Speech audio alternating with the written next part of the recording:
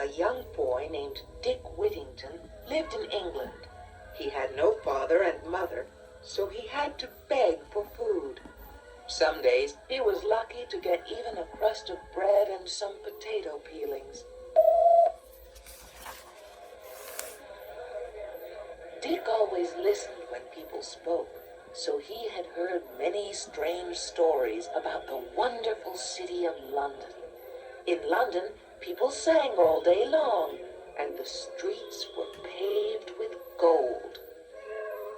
One day, Dick heard a wagoner say that he was heading for London, so the boy decided that he would also go. It was a long journey, and Dick was tired when he finally reached the city. But he ran off at once to find the streets that were paved with gold. By nightfall, he had found nothing but dirt and common paving stones. Exhausted, he fell asleep in a dark corner. When he awoke, it was morning, and he was very hungry. He asked everyone he met if they would give him some money for something to eat. But he got very little, and soon he grew weak. One evening, Dick lay down in the doorway of Mr. Fitzwarren, a rich merchant. Mr. Fitzwarren's cook had a terrible temper. When she saw Dick, she cried, "Be off with you, or I will douse you with dishwater." At that very moment, Mr. Fitzwarren arrived. He ordered the servants to take Dick inside and give him a good meal. And when the boy was strong enough, he was given a job in the kitchen.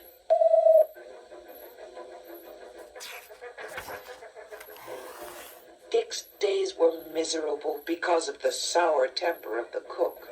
She scolded and mocked him. When she was not basting the meats, she picked up a broom and basted poor Dick about the head and shoulders.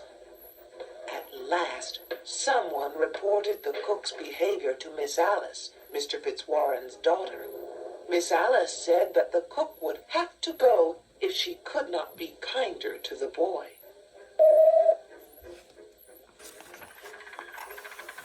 At night, Dick slept in the attic, where there were countless rats and mice. One day, he earned a penny by shining a gentleman's shoes. With the penny, he bought a cat who was good at catching mice. He kept the cat in his room with him. Soon, the last of the rats and mice were gone.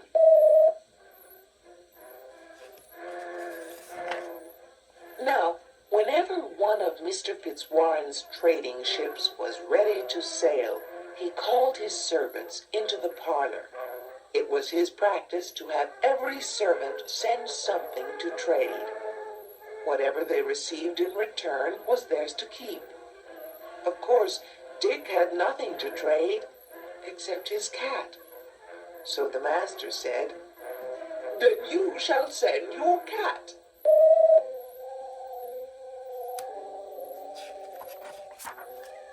Dick brought the cat down from the attic and sadly handed her over. Everyone laughed at such a strange trading venture. But Dick had nothing to laugh about.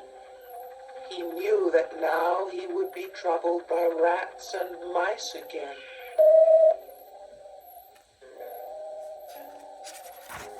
The cook constantly teased him about sending his cat away. "How much do you think you will get in return for your cat?" she mocked. "Enough to buy a new broom for me to beat you with?" Then she would beat him with the kitchen broom.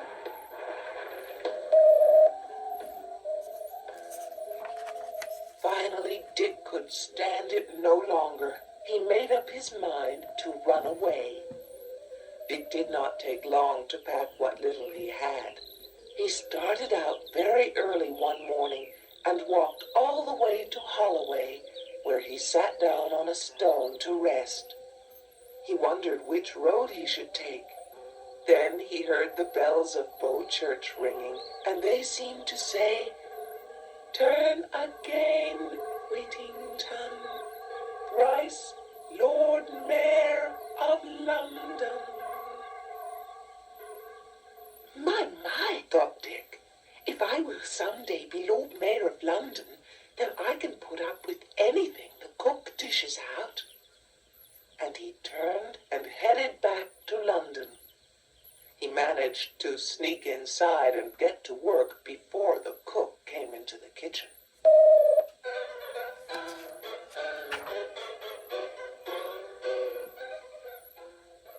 Meanwhile, Mr. Fitzwarren's trading ship was driven far off course and landed on the Barbary coast. The captain sent gifts to the king in hopes of trading away some of the ship's cargo. The king was so impressed by the gifts that he invited the captain to his palace. A rich meal was laid out before them, but hundreds of rats and mice immediately scurried into the banquet hall and began eating all the food. The king and queen said that this happened all the time. It was quite annoying. At night, it was even worse.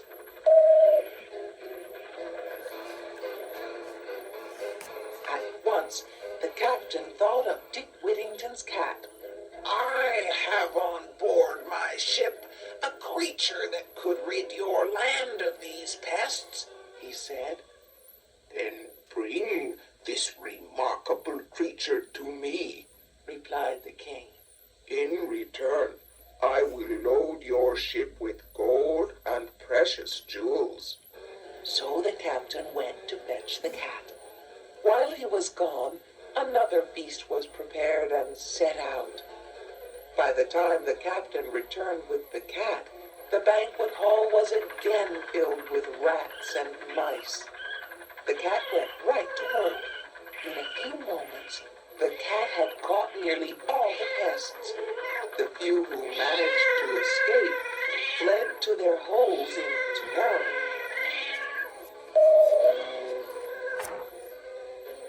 The king was so pleased that he agreed to buy all the cargo that was on the ship, but he paid 10 times as much for the cat as he did for everything else.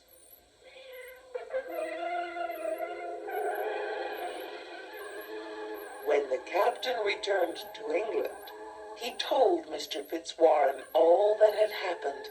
He told him about selling all the cargo that had been on the ship. He told him about the fortune that had been paid for Dick Whittington's cat.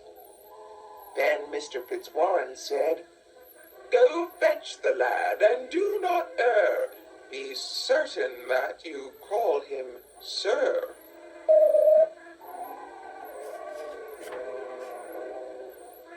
So Dick Whittington was brought up from the kitchen, where he had been scouring pots and kettles. Mr. Fitzwarren ordered a chair brought for him, so that he might be as comfortable as possible. At first, Dick thought they were making fun of him. He asked them to let him go back to his work in the kitchen. But then he was told that his cat had been sold to the King of Barbary, and he was now a rich young man. Mr. Whittington, said Mr. Fitzwarren, you are now even more wealthy than I. May you long enjoy your riches.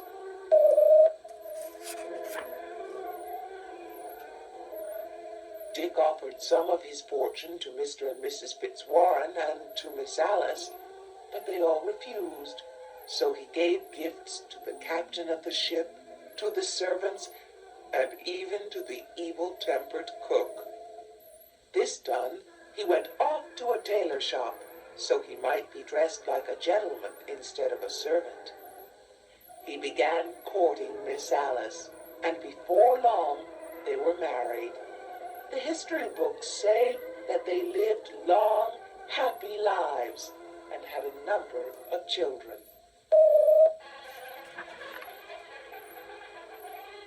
Richard Whittington went on to become the Sheriff of London. He even received the great honor of knighthood from the king. And just as the bells of Bow had foretold many years before, he was elected 3 times as Lord Mayor of London.